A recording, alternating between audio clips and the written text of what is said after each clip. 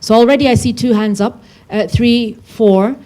We'll take about 4 questions and then have the panel respond and then 4 more. So if I don't call you now, just put your hand up next time and I'll call you then. Right, do we have another roving mic or is this it? Right, if you can get up, tell us name and question. Oh, good evening. Oh, my name is Kennedy Chindi from Mathare. Oh, my suggestion goes to our learned friend, OCPD. I beg to differ with him, telling us we community, we are the one who neglect the street families. Me, I want to say that the government is the one responsible.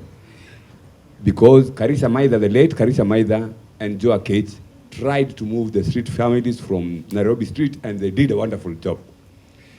There's some money always allocated to the street families, but you don't know where they end. So the government is responsible for the street manners in Nairobi. Thank you. Thank you. If you could just pass it behind you. Name and question or suggestion. Hi guys, I'm Wanjao Wanja. I'm from Mathare 3C. I'm a member of Mathare Social Justice Center. Yeah, my question was to the OCPD. I wanted to know, very soon will it be having a good cohesion between police and the youths? Can that gap be? Yeah. Alafu pia waangalie venye ile boy akikam polisi kuongea afa achukuliwe poa kuliko kikamu unaharasiwa. So hata kama ulikuwa na kitu ulikuwa unataka, yani if you want to go to explain something to the police, they don't understand you because you are from a certain community, you live from Mathare, so they can't take you good as another people from Estate to Huruma, unaona. So we want to know the right of the people from the ghetto. Is it limit ina nini imepunguzwa ama inafinywa juu uko unakuta ukihad lala chini na ume ID unaona sawa, unaongea ukiwa chini sawa. Tungetaka watu chukue vizuri, wanakuambia simama sawa, inua mkono, toa ID ama perembe, lakini sio ya hard violence. So police ndio wana teach my youth kukuwa na violence mob. Juu sasa ile una wa aggress ana kwa hasira nayo anajua hizi kugonga sana, ngoja uende anyonge mtu hapo toyo uchungu na kweli. Alafu pia killing them won't solve, because when you kill one of them, me I have been through that life. If you kill my friend those days, we will go and recruit another one, and then we go to hustle money to bury him. So it was like a trend. They kill 4, recruit 5. Move on. We must do something. And then to the government, the youth fund, youth enterprises, those money should come. Not somebody to go and take that money all alone. Pia Mtete National Youth Service, NYS. When NYS was active, crime in Mathare went down. Prostitution in Mathare went down because the girls who park at town, they live at Mathare. They come from those informal settlements. The thugs that you face here every day, they come from those slums.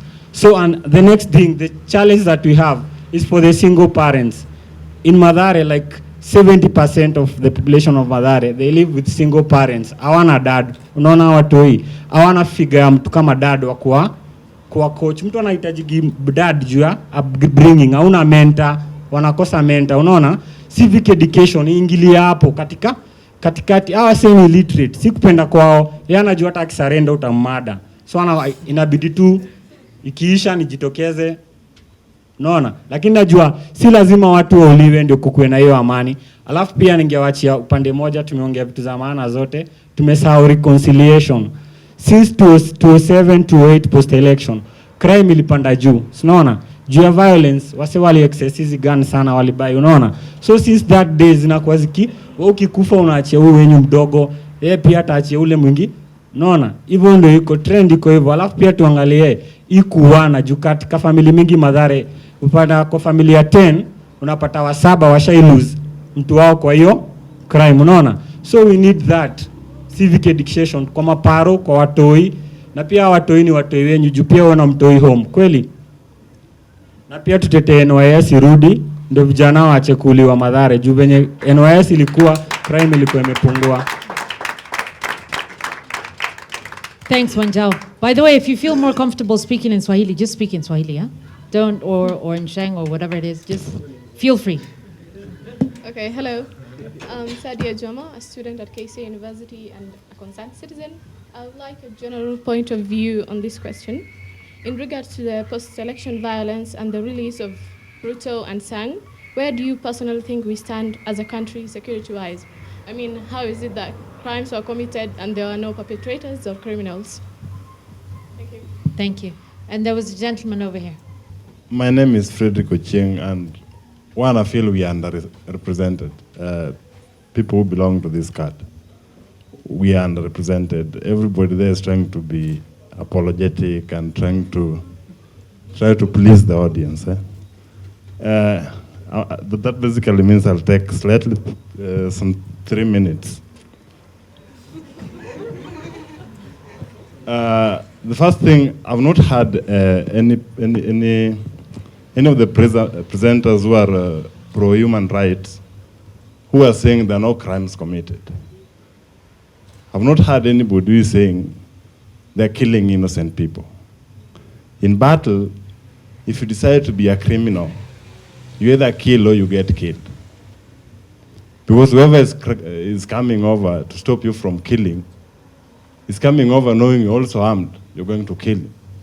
So there's no way we are going to say we can maintain national security without few sacrifices.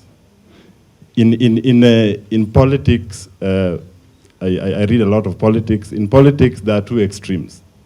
One, if you're a society, then everybody belongs to the society, then everybody is an instrument of the society. So if you're a driver, you're told if you're carrying 7 people and one person is crossing the road and you are at risk of losing 7 people, then you kill that one person and you protect 7. That is maximizing utility. But again, if you go to human rights activists, they say the fundamental human right is the right to liberty. That everybody lives a free life and does whatever he can, as long as his right is not affecting the right of the next person to enjoy his own rights. Now that is what is affecting our society, because as much as I want to allow you to enjoy your rights, you enjoying your rights denies the next person an opportunity to enjoy his own rights. So how will I protect that person whose life you're putting at risk? I kill you. And that is why you realize that most of the systems, we praise Michuki because he did away with Mungiki. How did he do that? He killed them. He wasn't negotiating. He was coming on TV and telling parents, keep your kids safe. Then before tomorrow, 26 dead. So as much as we want to sit here and blame the OCPD and blame everybody, if we have to get national security, then citizens, because it is us who are our own insecurity. We threaten our own selves. So if you're my brother and you want to kill us in the family, what do? We kill you. On Wednesday, I was attacked by gangs. Some 2 gentlemen. I'll interrupt you from telling us about your Wednesday event. Okay. And ask if you do have a specific question, or whether, as I understand it, your point is that national security requires sacrifice. Of course, national security. I just saw we were underrepresented. Like some of these issues must be pointed out. Yes, ma'am. Name, and if you don't mind, do not take the 2 to 3 minutes to make your point, just so more people can have an opportunity to speak. My name is Wajiro Gige, and I'm a concerned citizen. And again, I want to ask the OCPD. There's behind you, you talked about corruption, and behind you there's something that says Mwananchi Mwadilifu, and it says neither pay nor seek bribes. And I have a question, because I have come to your office and you've asked me for a bribe, and you've asked my dad for a bribe. So I have those questions to you. And I can quote you and say that you said, unajua ni kama unakatia msichana alafu anakuitisha kitu na wewe hutaki kumpatia. So I have a court case for a traffic offense I didn't commit because you and one of your juniors wanted a bribe from me. And I'll go to court, and I know your cop won't show up because you told me they won't show up, and I'll keep going to court and I'll win this case. Thank you. So that's one question, And then another thing, I feel you don't really understand crime. When you say that children are criminals because their parents don't keep them at home, or their parents don't, neglect them, I want to ask, do you know the struggle that young people go through sometimes to just make a living. Crime looks more paying because they've tried everything and they don't know what to do with themselves. The government is responsible for either removing the street children. It's like you are stretching your hand, your well-folded hand, and blaming the government. But again, there is a duty, a responsibility by you, a citizen, a brother, a church, an NGO, because by so doing, of course the government has a role. But before we start showing the finger to the government, I think this child has come from a home. This child has come from the womb of a mother. How many children do we collect as police? Every other day, 2-day-old child. Some, we even remove them from the dustbins and the sewage and the toilets. I don't know whether you're aware of that. Of course, we remove them either when they are dead or alive. But one thing that is evident is that this child is neglected. Now, as Wanjao was talking about the police and youth, coming together. I think from what Mr. Irungu was talking about, the reformed police training has, given us the opportunity to be more friendly to the members of public. But are you friendly yourself? Are you friendly? Do you know some members of the society? They have so much anger to an extent that even if they meet a poor police officer being rained on and they try to stretch the hand to stop you, you don't stop. I'm not saying you should give them a lift, but it simply demonstrates how the society has some anger. Do you know if there are no policemen today in our roundabouts in the streets of Nairobi, Nairobi will come to a standstill? You know that? Yet, the same police officer, according to you, is not doing a good job. But I want to say that we need to partner together. We need to work together. The police are open. I wish you would find time and visit that OCS and tell him, when OCS, I was coming to say hi, it's long since I saw you. Yes, it happens. We do. We welcome people in our offices. Me and the DCIO, we receive quite a number of friends who come, not because they have a case, not because they are coming to complain, but simply to say, I have information. I think all is not well in our court.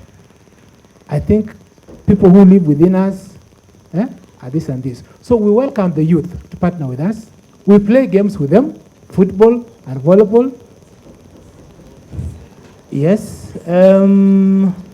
Now, let me say something very strongly about the killing. The killing. The killing. The police does not give orders for anybody to be killed. And IPOA is here. All the cases where an innocent person has been killed, that one is subject to investigation, and more often, the people who do that are taken to court, even if they are police officers.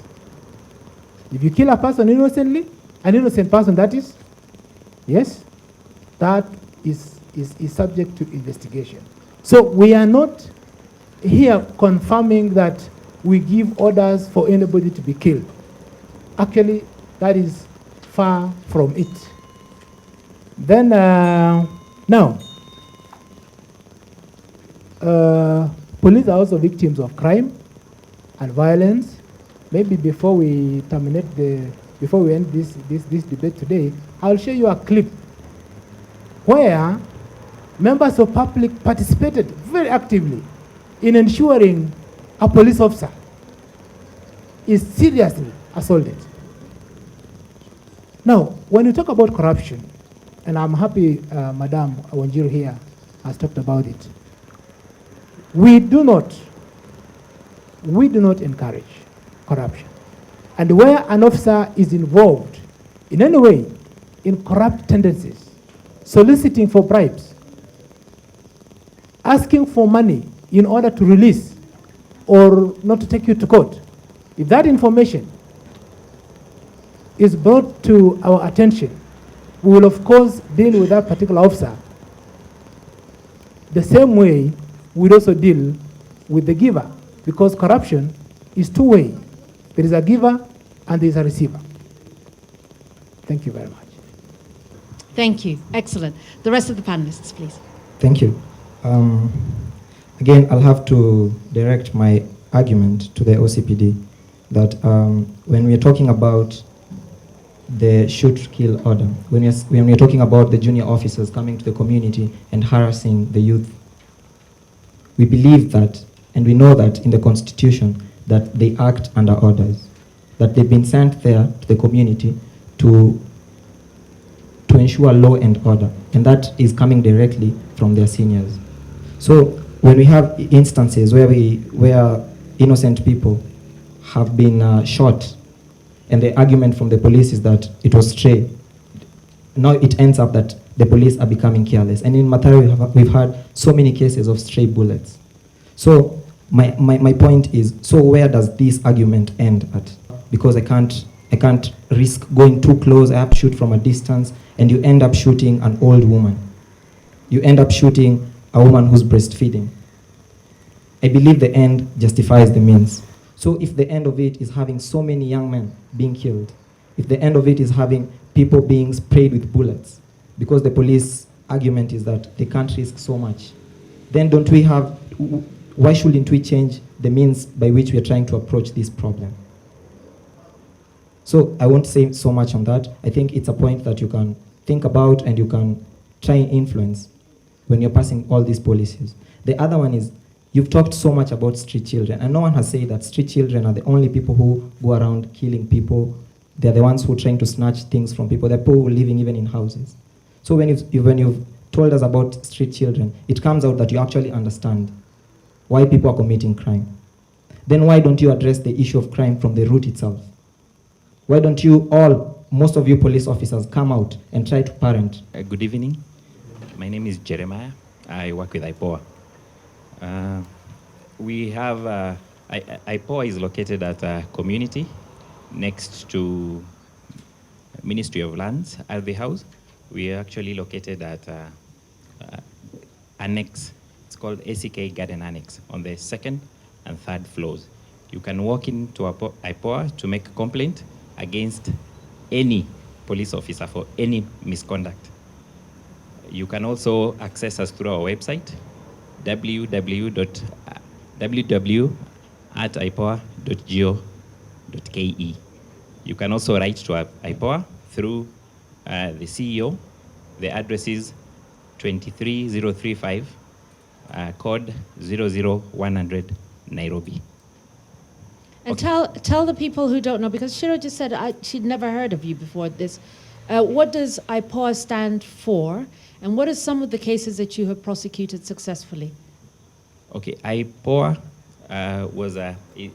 is established under an act of parliament, and its role and work and mandate is to hold police officers accountable in the role or in the functions of their duties. What we do in IPOA is that we investigate all cases of misconduct, either cases of deaths or serious injuries and any other misconduct that are occasioned either by police operations or that occur in custody of the police. So some of the cases that we've, in fact, there is one case that was recently concluded. This was a case of Kwekwe, where we had 2 police officers convicted for manslaughter of a young girl that was killed by police officers in Kilifi, in Kwale, sorry.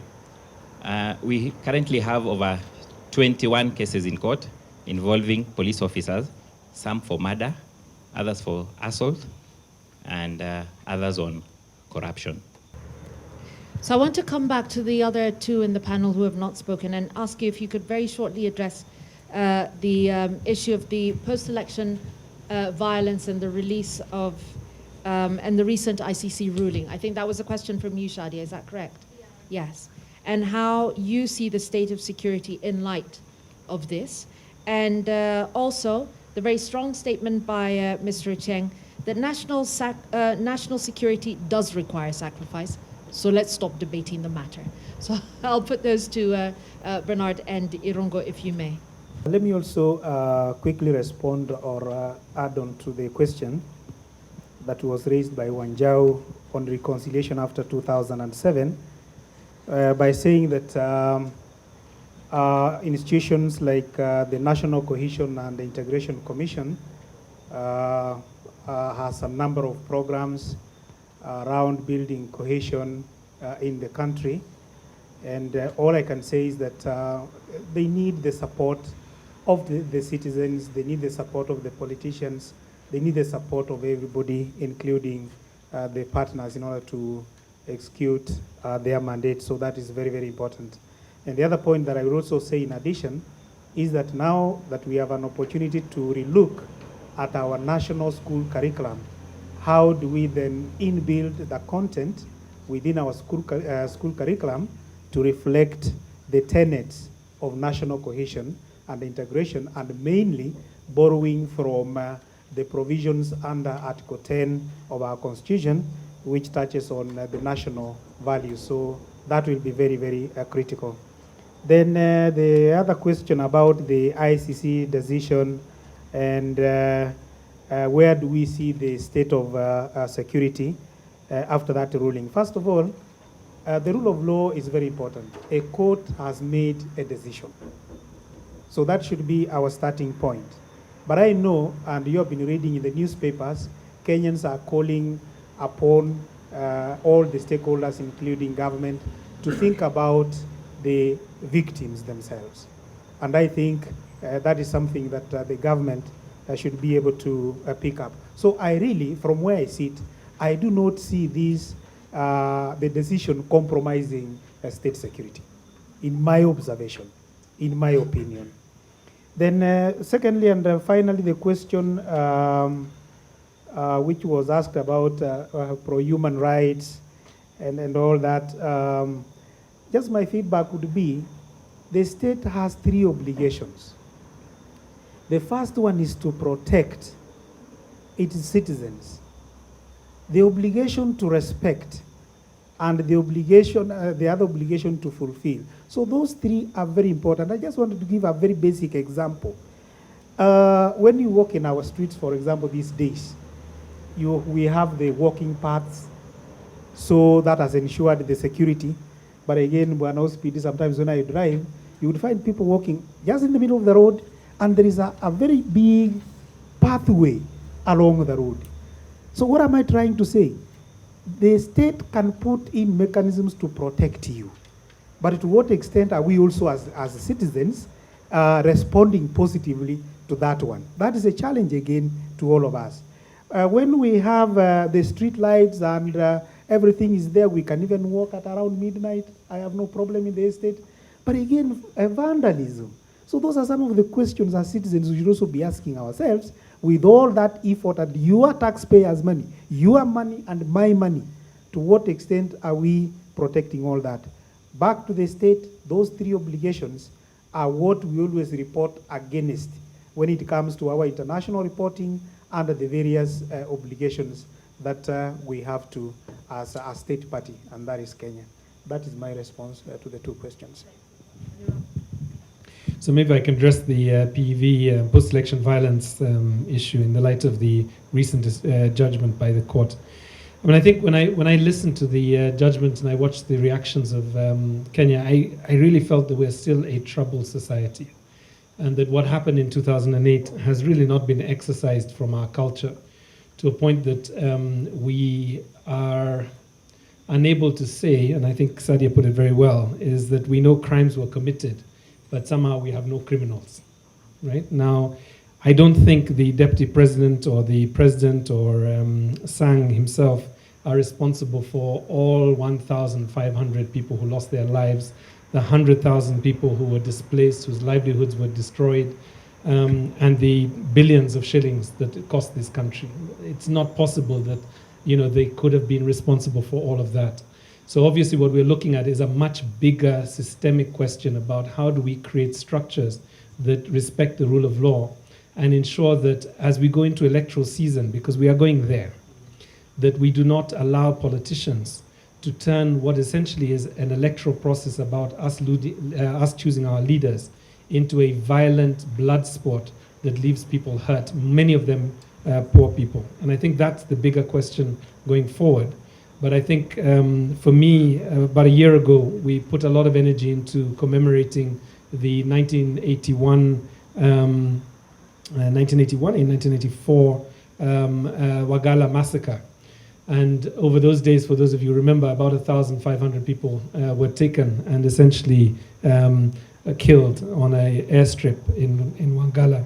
And we used that opportunity to raise some language within the president's speech, which talked about forgiveness, made a formal apology to the nation.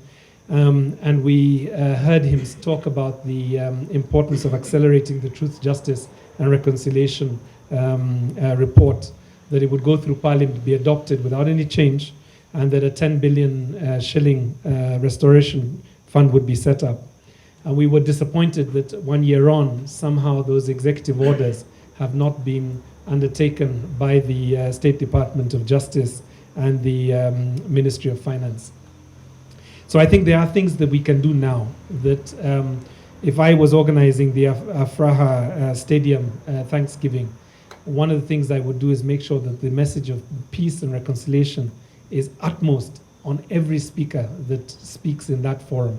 Because in doing that, we will ensure that our right to safety and right to dignity rests on the Constitution, not just ethnic coalitions of political parties. And I think it's only until that point that all of us are safe. That's the first point. Second point, I think, is to come to the issue of that's been raised a little bit about the tensions. There will be tensions given the nature of our society between IPOA and the police, within the police itself, within the community itself, between the community and the police. And that's why we need to see more skillful conversations and more skillful organizing that reduces the capacity for us not to be able to work together. Because all of those agencies, all of those sectors are critical, and most important are the young men and women who really feel that they have no hope, that they are forgotten, that the economy does not work for them.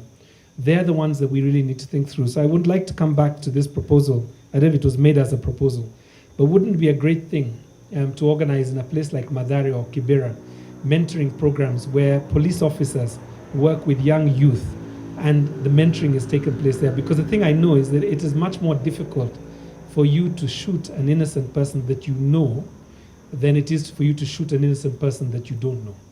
So actually bridging those gaps would be very important. And maybe I can challenge OCPD Kattam, because I know his responsibility also rests in terms of some of Kibera, that actually maybe that's an outreach program that could really make a difference in terms of the way that the police are perceived and also the way the community relates to the police. So I think those would be my two interventions. I think they do deserve a round of applause. They're taking on all of your questions and responding to them. Now, we literally have 2 minutes exactly, after which we're well into overtime. But if, with your permission, I'd like to take about 5, so take another extra 3 minutes. Take questions, and they will be questions only, so I will cut you so that you just ask the question. Excellent. Put your hands up real quick, and our mic will rove. I know that there was a couple of questions that I had said yes to. In the way in which they are going, gentleman, lady, gentleman, and then we'll go 1, 2. Put your hands up and keep your hands up. Don't put your hand up if you haven't already, so that I know everyone that... Okay, right. If you've made an intervention, I'll ask you not to so that we give someone else an opportunity to, if that's okay. Right, if we start over here, question only, if that's okay. Try and find the question in there. Or if it's a statement, a singular statement, so that I can get the about 12 questions that are waiting in the 5 minutes. Thank you so much. Okay. I wish I'd had more time though. Okay. Name and statement or question, if you don't mind. My name is Julie from MSJC, Mathare also. I had a question, statement, comment, but I'll do question. How do we rebuild broken trust? Because I think if I asked here, how many of you trust policemen? How many of you would go to report violations to police? We do not have trust between us. So how do we rebuild broken trust? Excellent. The gentleman next to you. Yes, hello. My name is actually Eddie Jimmy. Nice to meet you, Bana OCPD Kilimani. Yes, I'm actually an activist, and we have been having problems when we are demonstrating. The question. Why is it that when we are demonstrating peacefully, we are always blocked when we have matters to do with corruption? Corruption is killing our nation. And when we are demonstrating for the government to, of course, act, we are tear gassed and dispatched. What is the wrong? And then the other question that I wanted to ask. There's an incident. I met a few guys in Kibera, and they were beating a person. And we went and called the police. The police say that unless you kill him first, we will not come there. Is it always good to kill a robber in the hands of mobbers for the police to respond? And why is it that they don't respond when it, of course, has been reported? Thank you. Thank you very much. Hello, I'm Wangombe, and I'm a concerned citizen. So it's to the gentleman here, Dr. What other steps are being taken to re-educate and to change the culture of policemen? Because sadly, and with all due respect, your explanation of your understanding of crime is very limited. And if you're the cream of the crop, then I sadly fail to understand how anybody right out of Kiganja would understand anything. Thank you. We're right behind you. If you had not put your hand up, do not kidnap the mic. Hi, my name is Victor. I'm a USAU student. I just have 2 points. One, social class kind of discrimination or marginalization has been clearly highlighted as one of the reasons contributing to police maltreatment, especially to those kind of people. But what about the individuals who are mistreated or maltreated for absolutely nothing but suspicion?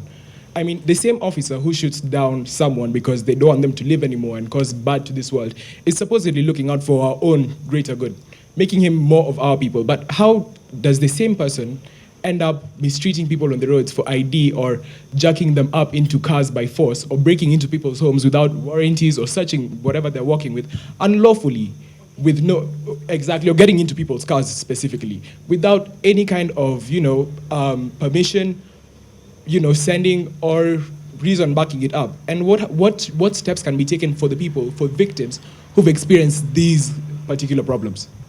Thank you, Victor. Right. One step back. Okay, my name is Simon Woki. I'm a student from Catholic University, and I only have a suggestion to the OCPD.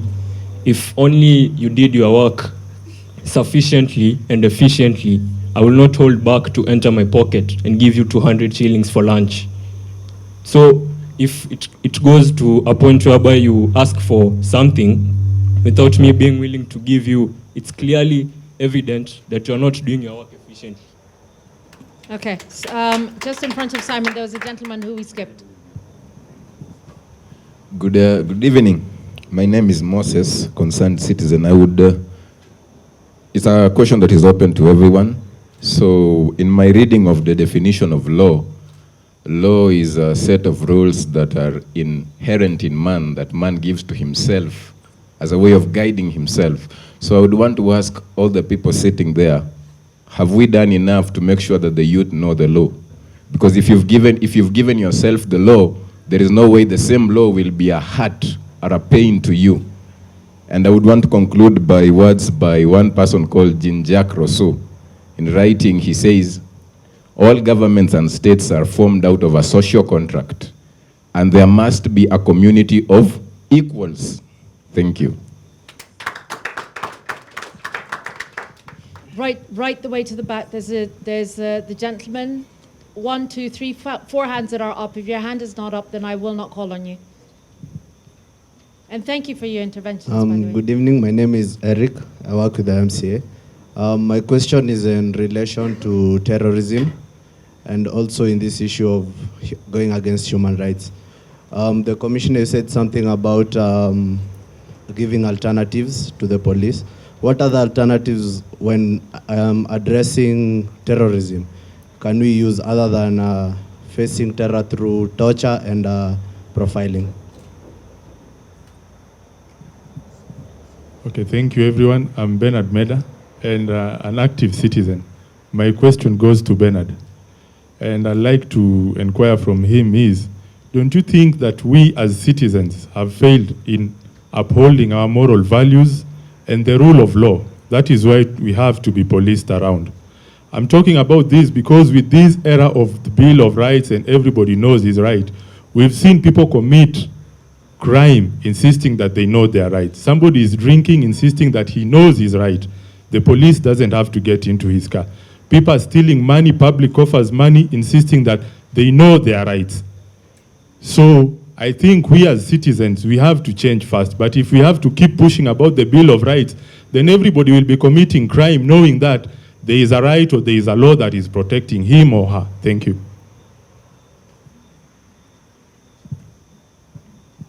Yeah, my name is Yusuf Mawasi. I'm from MSJC, Huruma Mathare.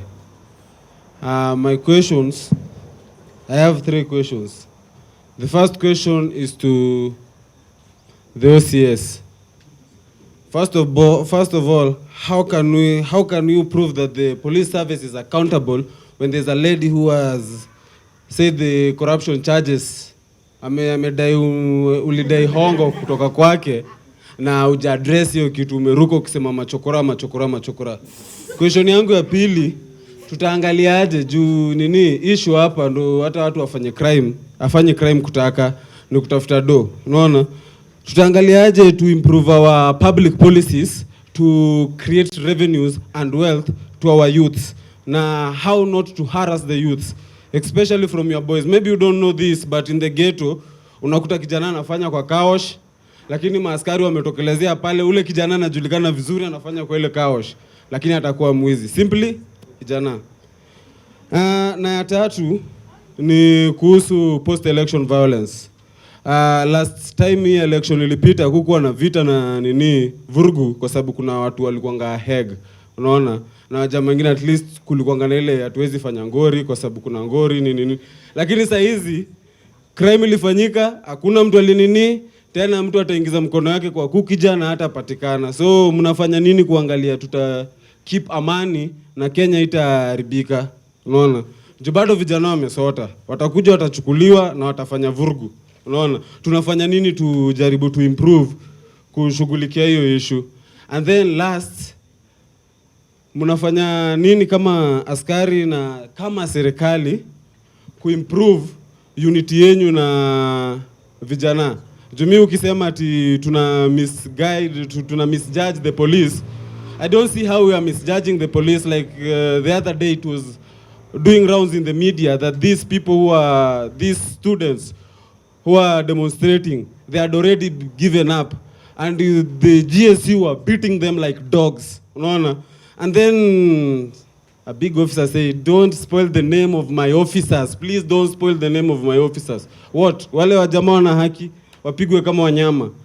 Ndio maaskari wana haki yao na tuna respect maaskari na tunawapenda maaskari. Unaona? Lakini pia mgala muue lakini haki yake mpe. Tutafanya nini? Hii nchi ni yetu, tuishi na amani. Thank you. And then there's one last question behind you. Good evening. My name is Tuo Kenywa. I'm a concerned citizen. So mine is rather more of a comment. And first of all, I'd like to come in defense of the police in the first place, in that I think that it's very easy for us as citizens to blame the police for everything that goes wrong when it comes to matters of balancing human security and national security, human rights and national security.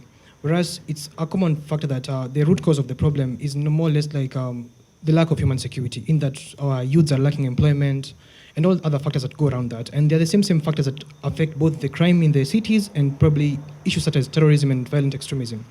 As such, I think that it's supposed to be a much more cross-cutting source of debate, whereby you're not supposed to blame the police.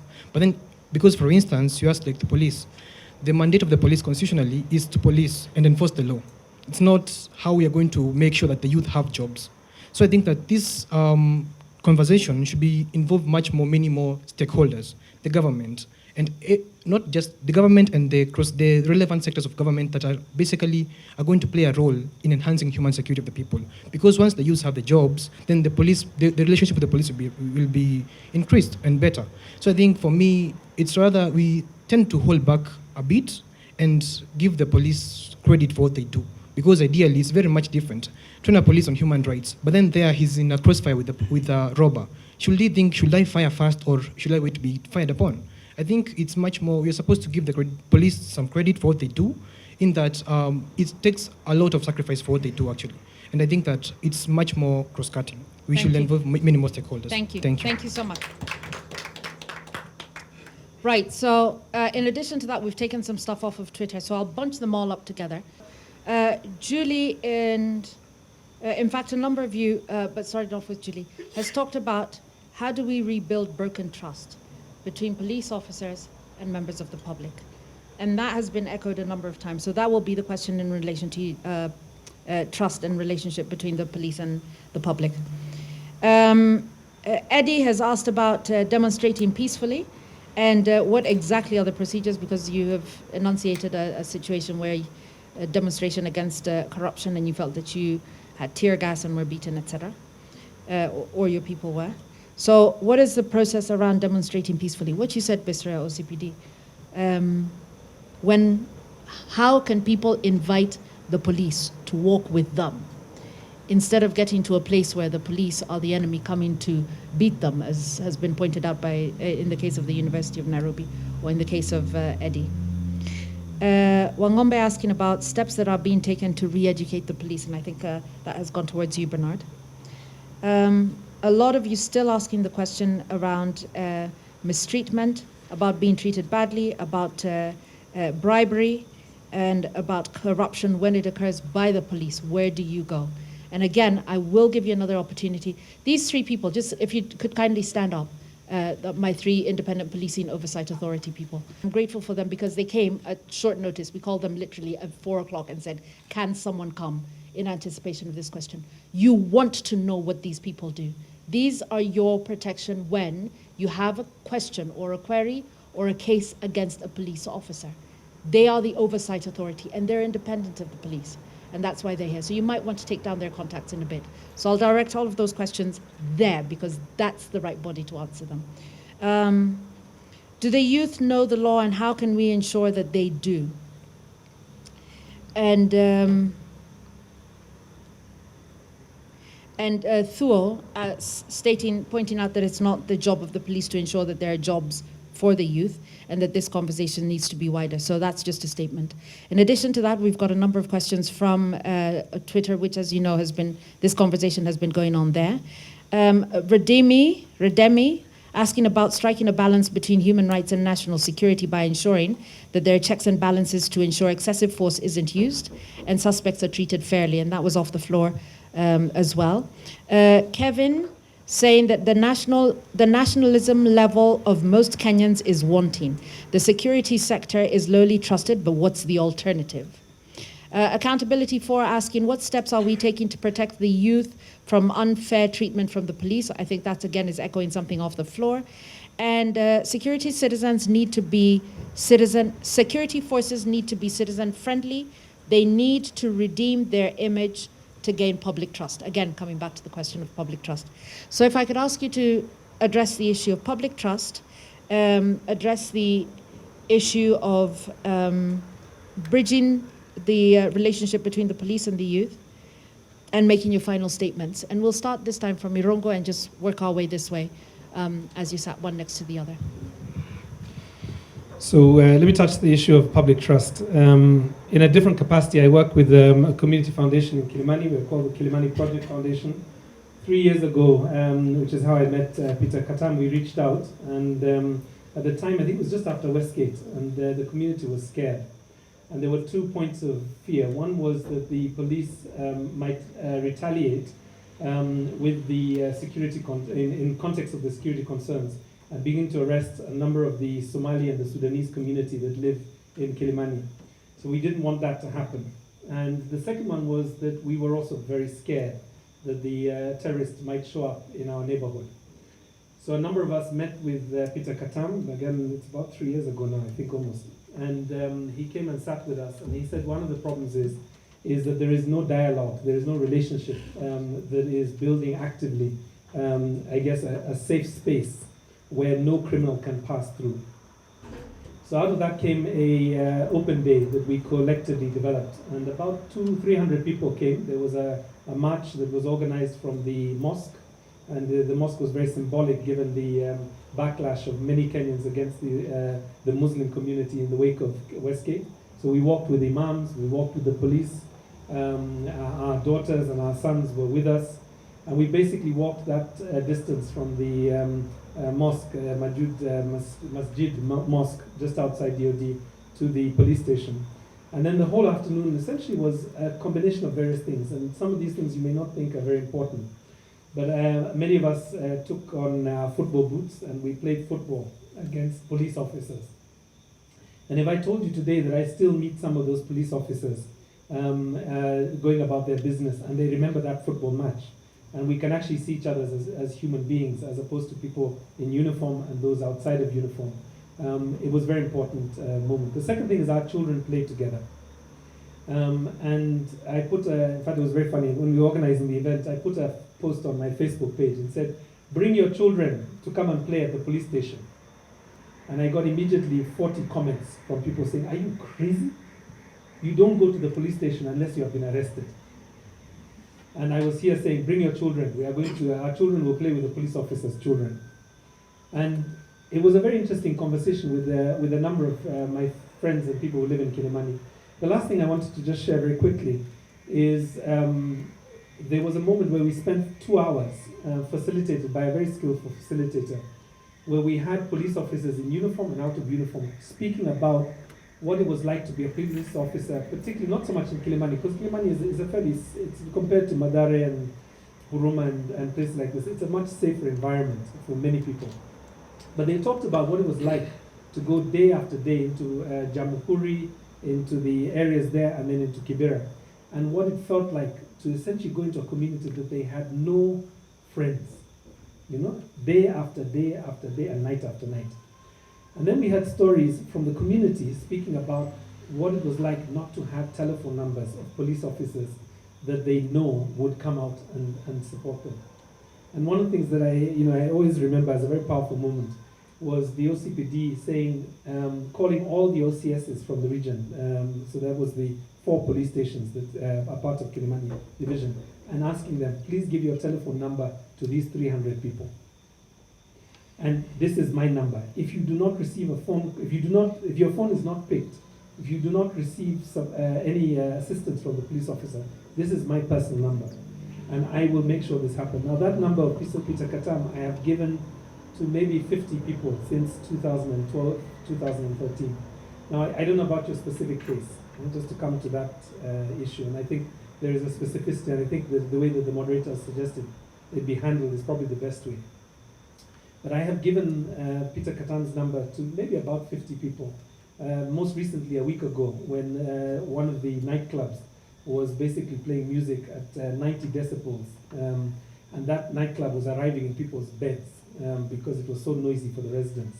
And I've not heard cases where they have not been, I guess, assisted.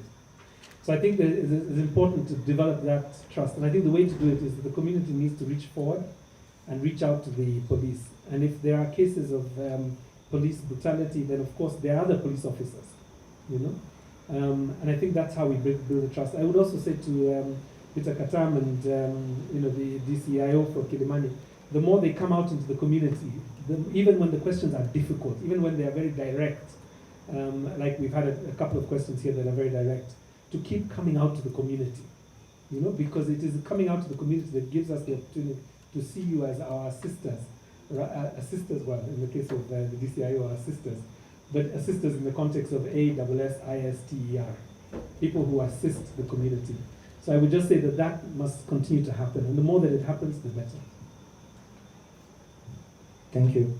I'd like to answer the question on building the relationship between the police and the community, and I think 2 other questions. So one thing that we should try and get clear is that, and this is in answering the question from the gentleman, or rather the point from him, that they're not represented here. That in when we're trying to talk about the killing of young men, the killing of the arbitrary arrest, the detention, all that, we're not talking, we're not just reflecting what goes on in the slum alone. We're also talking about all other Kenyans that their rights have been suppressed. And I think that's where we all start going wrong, and that's where I see the point of our understanding of nationalism is very much wanting.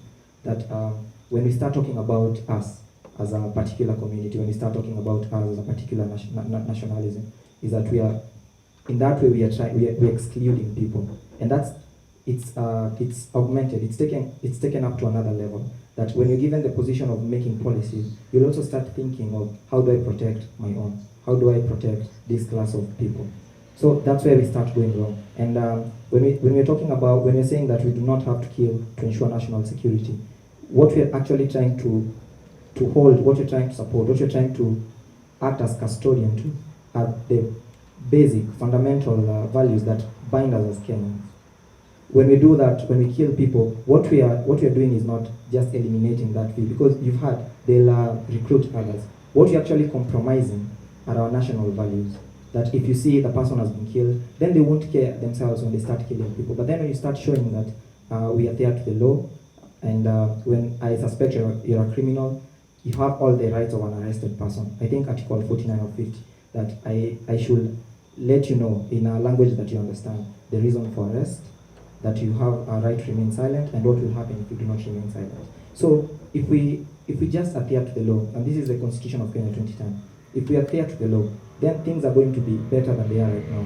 Because when we start saying that a particular group of persons are not allowed this particular law, then that's where we actually start going wrong. That's where we start having all these conversations. So why don't we just stick to the law, what we voted in a referendum, what we say that this is our constitution. We are very happy when it was being made public. So the police officers, let's not have this issue of, and this also goes to the attitude. If I suspect you're a criminal, I think you're the person who stole yesterday, then you have the right to remain silent. If you don't remain silent, this is what will happen. Please come with me to the police station. Yeah? Instead of coming, and you've heard that it happened a lot of times in Mathare. I've actually been a victim, that you're beaten up, you're told to lie down, and all that. Yeah? So when I see a police officer, I'll try to run away. And the killing that the police officers perpetrate, they try to justify that in saying that they were running away. But then the reason as to why they're running away is actually coming from you yourselves. Yeah? So then the other issue is social class division. And what I'm trying to emphasize so much is that this issue of being numb, because we feel so much that the middle class is very numb to the problems of the poor. When you start hearing them saying that I was attacked, they took away my phone and all that, it's what about these other people who wake up every day? They're the people who are working in these industries. And when they come back at home, they are stopped, they are beaten, and probably they were just paid 300 shillings. The police officer needs a bribe. If you don't have a bribe, I'm going to say I found you with bang. And well, the police officers actually have the bang themselves. So the point is this, that let's just adhere to the law. In adhering to the law, we are going to save ourselves a lot of trouble. We are going to save ourselves a lot of all these emotions that you hear coming up. People are being killed in Mathare, the middle class is complaining. Let's just stick to the law. And this is a challenge, the police officers, because you've already brought it out that adhering to the law is a bit difficult for you. This is the law that we gave you. All sovereignty belongs to Kenya. And what you're trying to say is that let's just stick to all these laws that we have ourselves. If the judiciary has failed, there's a mechanism that is there that we can all follow. We can just probably say we disband it, I just don't know how we can do it. But then let's try and use the laws that we have for ourselves, and let's have them governing the way we do things. Instead of a person waking up with a fever one morning and deciding that this person has annoyed me in the way that they're talking, ingia kwa gari, twende station. Yeah? So please, so much. And I'm talking from the point of a person in Mathare who does not understand the law. Let's just put it straight. They do not understand the law. they might need it to be explained to them, and the only person who can explain it to them is probably a police officer who is suspecting that they are committing a crime or they committed a crime, I don't know. So let's please try and think about what we are losing when we start saying that we can kill a few individuals and for the safety of the rest. What is the law saying in itself? Thank you. I'm going to respond to two questions. Now, Mwangombe, you asked about the steps we have taken to re-educate the police. And I'm glad to say that the Kenya National Commission on Human Rights sits on the IPOA board, which you've heard today. We also sit on the National Police Service Commission board. And at that level, we are able to raise issues that are geared towards improving the police service. And at the same time, we've actually, at the National Crime Research Center, we have participated and we will keep on participating on setting the research agenda for that center. And I'm very sure that whatever details we get, information, will be very useful to the police. And also to say that we've had short training courses, refresher. Most recently, as recent as towards the end of last year, we had all the OCPDs, OCSs from the Nyanza region and Western Kenya, just to give them a refresher training. And some of this we do.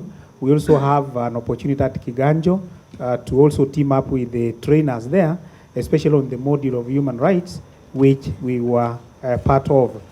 And also to acknowledge that even within the police, we have like the children desks, the gender desks, and we have also enhanced the human rights champions within the service. So those are some of the things that the Kenya National Commission on Human Rights contributes towards enhancing policing in the country. The question around educating the youth, I think this requires the concerted effort of everybody. And here I am thinking about schools, for example, telling the children that rights come with responsibility. You cannot just step on my toe and then you say this is my right.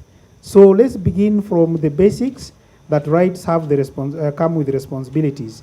CSOs have a role to play. Development partners, county governments themselves need to put programs in place that can enhance learning on human rights at the local level. So those are some of the things that can be done. Our universities, for example, when you look at the courses we are providing to the students, for instance, the course content, to what degree has it embraced the Bill of Rights, which is already in our constitution. So even universities themselves, they need to come out and ensure that the content that we are giving our students has picked the principles of human rights that are clearly stipulated in Chapter 4 of the Constitution. And then the final one from Eric, where you were asking whether police have alternatives. Earlier on, I did mention that police are guided by the UN strategies on fighting crime and terrorism. And we have these guidelines already enshrined within the new police curriculum. And the application of this can be seen from time to time, like the use of force. Even as a human rights practitioner and a defender of rights, the police can use force. There is a justification. There is a provision that enables them to use force. And I had made this very, very clear. But again, that process will always have to be clarified. And that is where we come in, Bwana Kattam, we'll ask, yes, it was in self-defense. But if we have evidence, for example, where you shot, and allow me to use that, say women who were demonstrating, and they were not armed, then we would ask you, was this justified? Then we begin from there. So those provisions are actually there under international law. And my final remarks to all of us, and not only the panelists and the citizens who are listening to me here, but to everybody, that for us to deal with terrorism and counter-terrorism, we must employ a number of strategies. And I just want to pick one or two of them. Let us speedily prosecute perpetrators wherever we get them. This will create the confidence among the citizens and within our police force. let us also ensure that economic marginalization is narrowed. And listening to the citizens here this evening, that has come out as one of the indicators which has, enhanced crime, especially in the low-income areas. And finally, how do we deal with the crimes now going beyond our boundaries, the transnational crimes? And I know, Peter, here, you have challenges, for example, money laundering and all those translating to corruption, among other things. And finally, dealing with exclusion as a state, exclusion as Kenyans. Let's bring everybody on board. Let us bring the marginalized groups on board and ensure that we apply the human rights-based approach to planning and development so that these people can also be brought to par with the rest of Kenyans, and there will be peace and cohesion in the country. Thank you.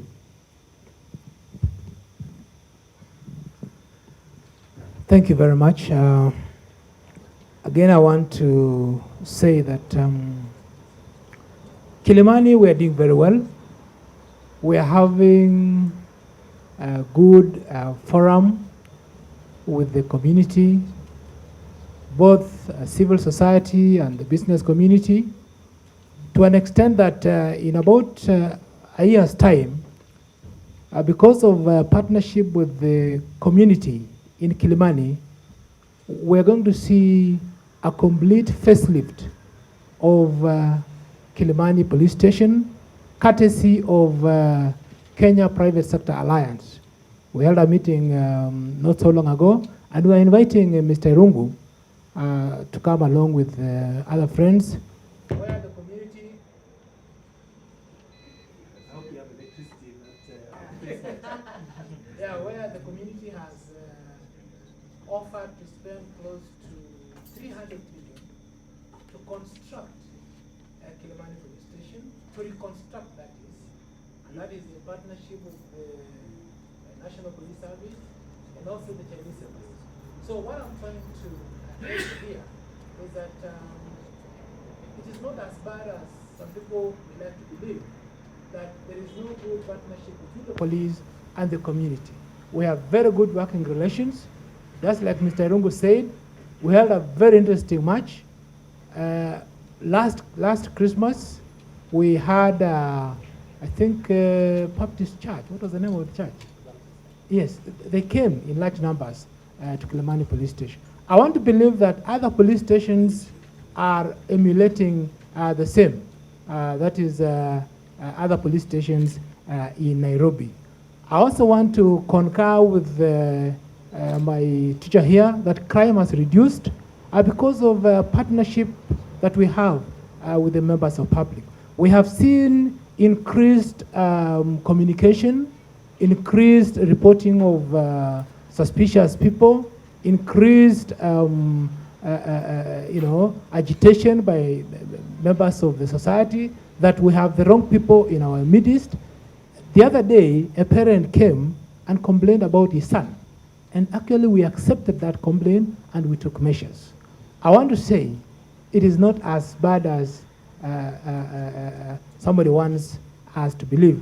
There is also a right by the citizens to effect arrest of a criminal. It's called citizen arrest. You are free to do that. You are free to arrest a criminal, a person who is a nuisance in your neighborhood, and bring him forward to the local police station. I want to believe that, again, perhaps a reorganization of school curriculum, where the young people would be taught the values and the responsibilities of a responsible citizen. Sometimes people grow up and they don't have that kind of information at heart. That's why when you're demonstrating, you find it quite in order to maybe stone other people, to steal from the shops, and that's why the police will have to come in to restore order. I want I want to say that there was something about what we are doing. We have initiated a program of, in Kibra, for instance, 2 weeks ago. We went there and we talked with the community, we talked with the youth, and they surrendered a firearm. Actually, we are doing that. We are reforming. You've heard about police reforms. I don't know whether we have an equal sense of reform from the members of public. Because I think to the contrary, we are still receiving a lot of hostility from the members of public. But the question is, do you need the police or you don't? Do you need the police or you don't? If you don't need the police, let me tell you, someday will come and you will want the services of a police officer very soon. Yes, I want to say again that our policing unit of IPOA is doing a good job. It is policing us, and we are within the law. We are within the law. Those police officers who have, behaved in a manner suggesting they were out of, they were contrary to the law, they have been arrested and taken to court. And I think, yes, we have also, like in every police station, we have suggestion boxes where you are free to, surrender information. You can always write. We have given out our telephone numbers. You can call us so that together we partner together. We partner together to make sure the society is secure. Remember, in crime, we have 3 major components of crime. We have the criminal himself, we have the victim, and we have the police. So I always insist that the moment we are separate that way, this criminal will get an opportunity to have a field day. But the moment the society and the police are together, we can be able to isolate this particular criminal by making sure safety for all of us, and this particular criminal can be arrested and taken to court. And then again, because of that partnership, the member of the society will come forward and give evidence so that this particular criminal can, of course, be jailed in court. Thank you very much for listening to us. Ladies and gentlemen, I want to thank you. First, I want to thank the panelists. I know the debate could go on, but I'm very conscious that I have taken up more time of the audience who have been very patient with us, and I want to be respectful of that time. So I think perhaps we will have this conversation. We will continue this conversation more informally. We started off this debate with a question. Do you mind if I stand? I'm stiff now. We started off this debate with a question. So get your cards out and let's see if anything has changed. Remember the 3 cards that we had? Is there anyone who doesn't have any? I know some people came in a bit late. 3 cards, a yellow one, a red one, and a blue one. Everyone has them, right. Excellent. And the question was this, and I'll ask you again to vote. Just in case you don't remember, if you are a yes is the answer to the question, then you will put up your green card or your blue card, such as it is. If I could ask you to just turn the volume down. Thank you. If you are a no, can you hear me if I project? At the back, can you hear me? Yes? No? They're not saying anything. Can you? Yes, excellent. I will project my voice. We can do this. So, if you're a yes, you will put up your green card or your blue card, depending on whether you're colorblind like I am or not. If you are a no to the question, you will put up the red card. Got it? If you are still unsure or you're now unsure as a result of this conversation, you will put up the yellow card. Okay? So the question once again, as in the start. Do you believe that we can achieve national security without violating individual human rights? Do you believe that we can achieve national security without violating human rights? I'm waiting for everyone else who hasn't put their card up. Put it up, nice and high, let's see it. Don't worry about my public situations, we're all friends. Excellent. So interestingly, because I'm over here so we can see the difference, there are a lot fewer greens than there were before, and a lot more reds. Put your hands down. Ladies and gentlemen, thank you so much for your time. I would ask very kindly that you give a round of applause to our great panelists.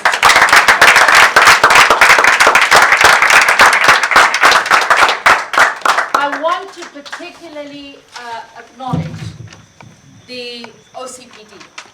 It is not very often that we get an opportunity, I don't know you, but it's not very often that we get the opportunity to sit down with a police officer and ask him very hard-hitting questions, and he's okay to continue responding to them.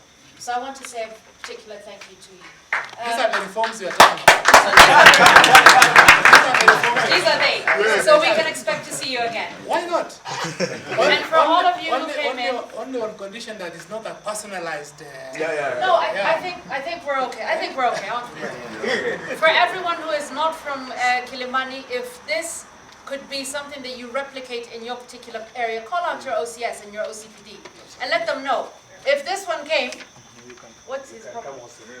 To everyone who did come in, and particularly to the ones from my call who came on very short notice, once again, a very big thank you to you. A round of applause to them for coming. The DCIO, who was brought in, very many thanks for coming in and for being so patient.